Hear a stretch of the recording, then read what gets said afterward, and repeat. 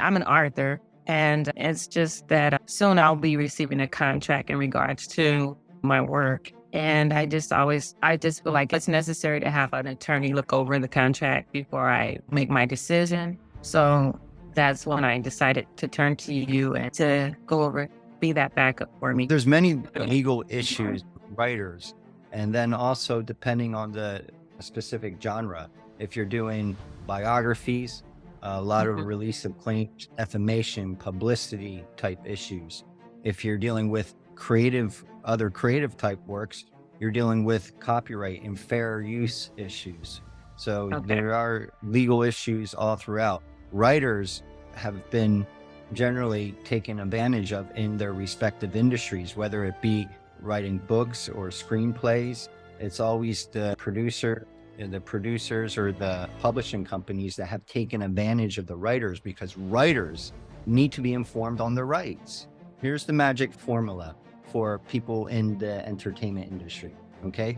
The Okay. magic formula for people in the entertainment industries is the rights equals the power, and the power equals the ability to monetize.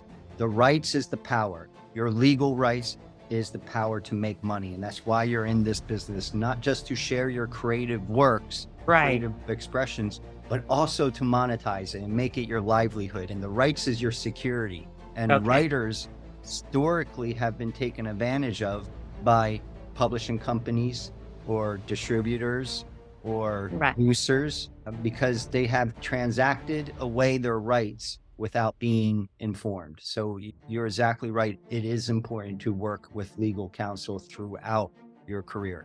And I would also encourage you to be informed, at least on the foundational aspects of copyright law. Okay. Copyright law is the foundation. That is the foundational legal rights to allow you to exploit your own work and to prevent others from exploiting your work. But also it's a balancing act, because the Copyright Act in the United States, the Copyright Act was not meant to give people a monopoly over creative work. It was meant to also allow others to be inspired to create more works, use the past works to create even better works, progress in the arts and the sciences. And along with the foundational legal aspects of copyright law, you should also understand the fair use doctrine. That Okay. allows you to use other people's creative work in your own without having to license them legally to be able to do them, to create something new, to create more progress in the arts and the sciences so our society can benefit. Okay.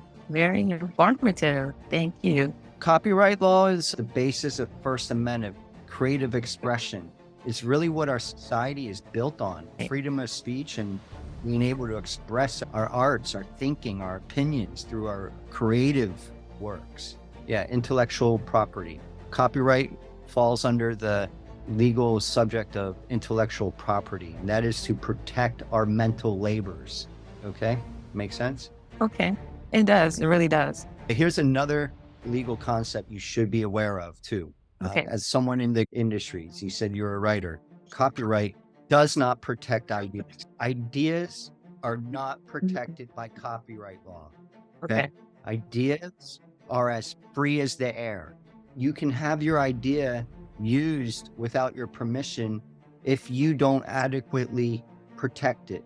Any creative idea, if you want to have some type of legal ownership over that idea, you should express it in tangible medium.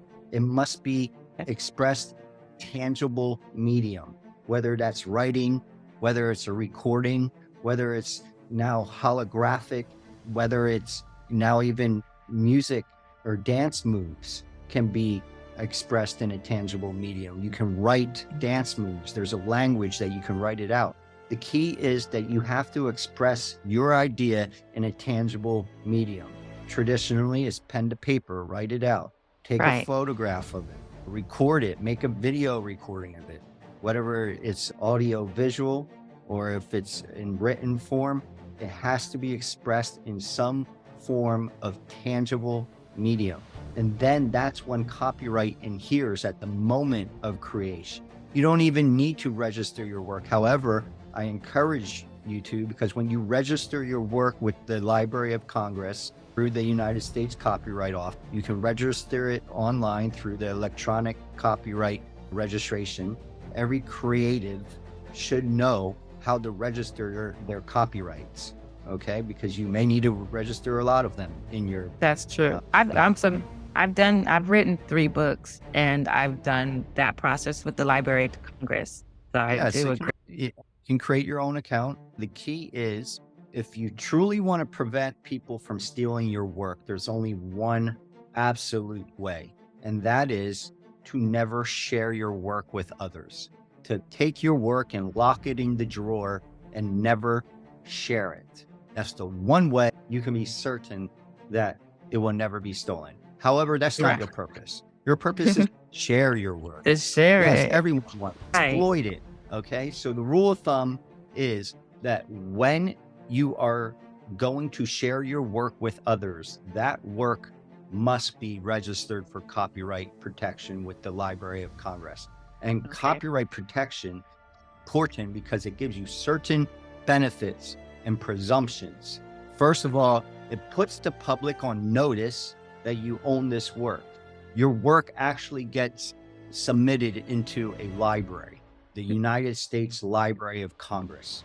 All right, it has the largest database of creative works. And then it's important because you get certain benefits of being allowed to file a lawsuit in federal court as opposed to state court. And for these type of disputes, federal court is much more favorable. It's a better venue because they hear these cases more and they can make better rulings on law. And it also gives you certain presumptions in federal court. It gives you a presumption of ownership, and it also gives you special remedies, special legal remedies, an injunction. That's a court order. That's a powerful remedy because you can order the other party to do or not do something. And in the realm of infringement cases, you can have the court order them to stop distributing your work without permission. And the court can also seize that work. And if you're dealing with a large publishing company or a production company, that can be very powerful because the judge has the power to order the federal marshals to enter the property of those production companies, those large studios, those big publishing houses, and to seize all the means of production, all the computers, all the discs. It can be a quite intrusive process if the judge allows it, but it's powerful because we can leverage it. And then also a very special remedy we have is statutory damages. That allows you to claim harm without proving the actual amount of damages, which can be quite difficult. And the law will impose a certain amount, I believe up to $150,000 for each act of infringement. Now that's open to interpretation. How many different acts of infringements are there? Is it one continuous violation, or has there been many different acts of infringement? That's for on a case-by-case basis. You see where we're going with this? It can get quite complex. Yeah, it is. I see where you're going with it. It's interesting too to learn all the different aspects